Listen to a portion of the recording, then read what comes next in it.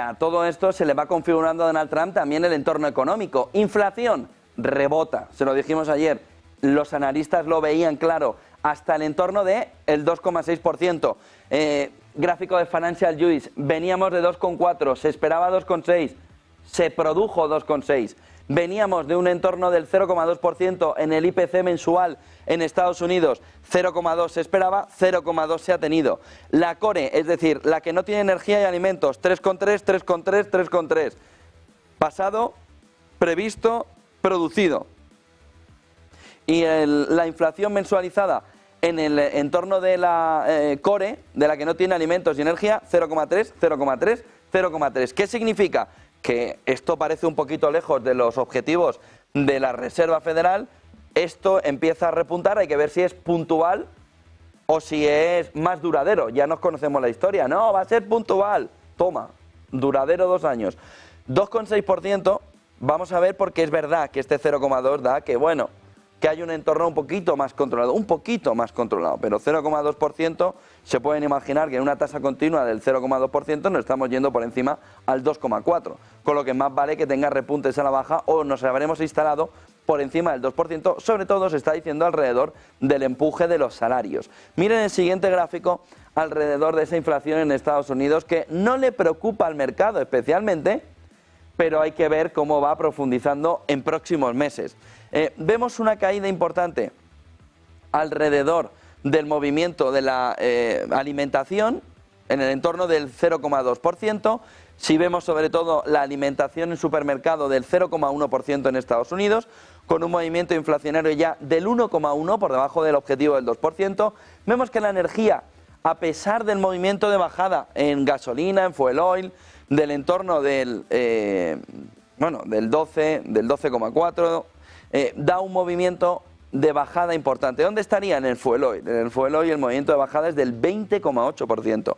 Con lo que, incluyendo todo este movimiento de caída, solo mensual, miren, solo mensual, 4,6% la caída del fuel oil, 6% el mes anterior, en el mes de septiembre. De tal manera que hay un movimiento, sobre todo en Estados Unidos, de carburantes, de automoción, de fuel oil, de gasolina, que está produciendo un movimiento de rebaja de la inflación. Por eso la core no se nos está moviendo al entorno del 2, sigue en el 3,3%. ¿Por qué? Porque, por ejemplo, si nos vamos al entorno de shelter, que serían esos alquileres, tenemos un movimiento todavía del 4,9% en dato interanual. Todavía está sumando 4 décimas en este entorno. Y tenemos un movimiento también de servicios, quitando la energía relacionada a los servicios, transporte, servicios sanitarios, donde el crecimiento es del 4,8%. Es decir, servicios, que es lo que está por encima de 50 con fuerza, empujando a la economía estadounidense, también está reportando inflación, 4,8%, de un 2,6 que ahora mismo está la inflación en Estados Unidos, 4,8 viene del lado de servicios. Si vemos commodities, por ejemplo, nos está dando un movimiento también de bajada, sobre todo si miramos lo que está sucediendo alrededor de coches usados, caída del 3,4%, y tenemos también un movimiento que sí empieza a reflejar inflación alrededor de la electricidad, 4,5% en positivo. Electricidad y servicios energéticos, 4% en positivo. Tienen aquí, servicios energéticos. De tal manera que, bueno, servicios tira para arriba, el mercado tampoco se haya asustado demasiado y está viendo que la Fed igual no puede bajar tanto los tipos de interés. Sí, pensaba que una trimestral al menos. Vamos a ver si de verdad puede hacer eso. Miren el siguiente gráfico que nos marca un poco ese camino de la inflación en Estados Unidos. En rojo están viendo la core, en azul están viendo la inflación normal. Hay un movimiento de repunte, hay un movimiento de estabilización en la inflación que no tiene alimentos y energía. En la que sí los tiene hay un movimiento de repunte, con lo que hay un problema. El problema se llama electricidad, el problema se llama sobre todo servicios. O se consigue romper eso con un movimiento que entre un poquito más de caída de la economía estadounidense, o Estados Unidos va a estar creciendo y la inflación no se va a alargar. Y si no se marcha y Trump, en el tiempo en que implementa los recortes del gasto público, le mete un empuje, inflación hacia arriba, podemos ver una situación donde la Fed diga, uy, que no puedo dar un movimiento de bajada de tipos de interés como esperaba. Miren el siguiente gráfico, que también nos apunta alrededor de esa estabilización en el 0,2. Claro, el problema del 0,2 mensualizado es que si lo anualizamos nos vamos a un entorno del 2,4%. De tal manera que, cuidado, porque lo que estamos viendo es que hay un suelo.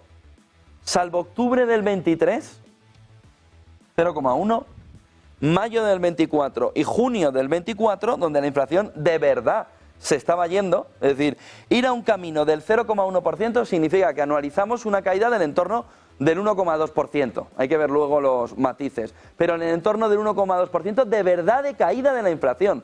Lo que antes valía 100, le quitamos un 1,2%. Esto no, esto sigue subiendo, sigue subiendo, sigue subiendo. ¿A qué media?